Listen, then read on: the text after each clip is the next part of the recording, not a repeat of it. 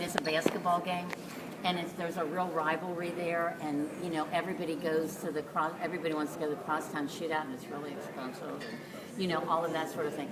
But because they donate some of the money to the Freedom Center, you're going to see a lot of UC and XU students in here today because they were allowed to come in for nothing since they donate a lot of the money for the crosstown shootout here. So if anybody's interested in getting information about UC or Xavier University, you can feel free to walk down that way. I'm also going to tell you over here, there's a escape gallery, it's called. It's where all the information about the Underground Railroad is.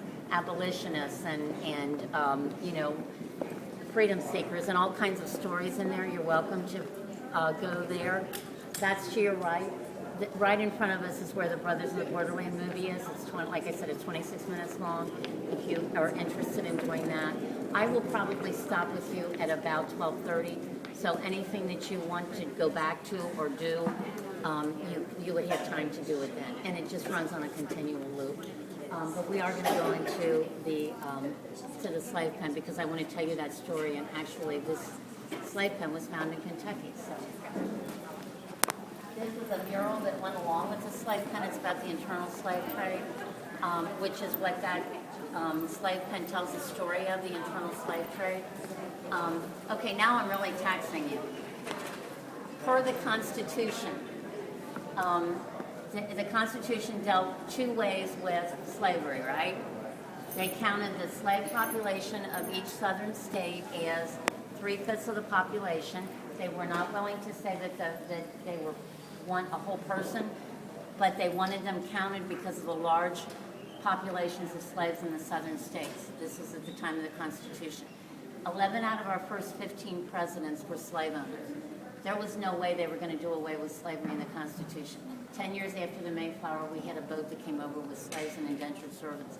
The whole economic system of this country was built on slavery, and that's something that we have to keep remembering.